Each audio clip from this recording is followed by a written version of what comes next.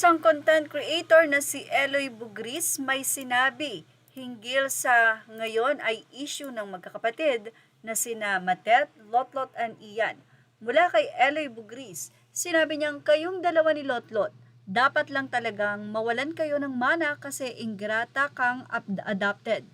Personal opinion ko to ha, kasi mga public figure naman kayo. Nung buhay ang nanay mo, dinesown mo siya, tama? Dahil lang sa negosyo mo na tuyo at bagoong. Sinabi mo pa, honor thy father and thy mother. Dahil lang sa tuyo ha, kinalimutan mo na dapat sana na naging pokpok ka sa Olongapo. Kung hindi ka inadapt ni Nora Honor, sumalangit nawa ang kaluluwa. Tapos ngayon, magpapatutsada ka sa totoong anak, one and only heir sa kanyang mga ari-arian ni Nora Honor? Wala atang idea itong si Eloy Bugris na si Matet ay hindi naman na-adapt ng kadalagahan na nito or teenage year niya. Bata pa lamang ay inadapt na si Matet ng nanay ng superstar na si Nora Honor. May mga katotohanan naman talaga ang sinabi ni Eloy Bugris. Pero yung last part ng kanyang mensahe, mukhang hindi talaga ito katanggap-tanggap.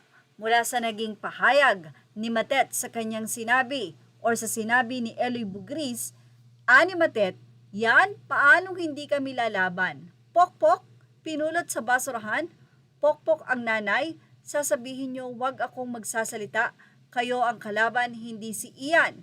Kung may nakakakilala sa babaeng ito, pakibigay sa akin ng number or any info that you can give.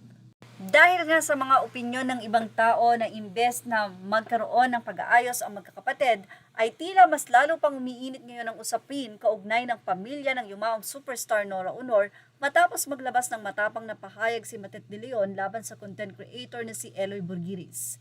Sa isang social media post, kinandena ni Matet ang mga umano'y mapanirang komento at paratang laban sa kanya at sa kanyang pamilya.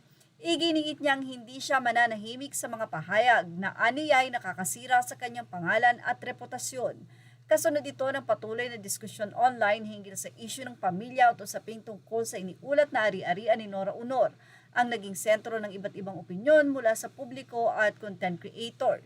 Sa ngayon ay patuloy na sinusubaybayan ng netizen ang palitan ng pahayag ng magkabilang panig nila Ian at nila Matet.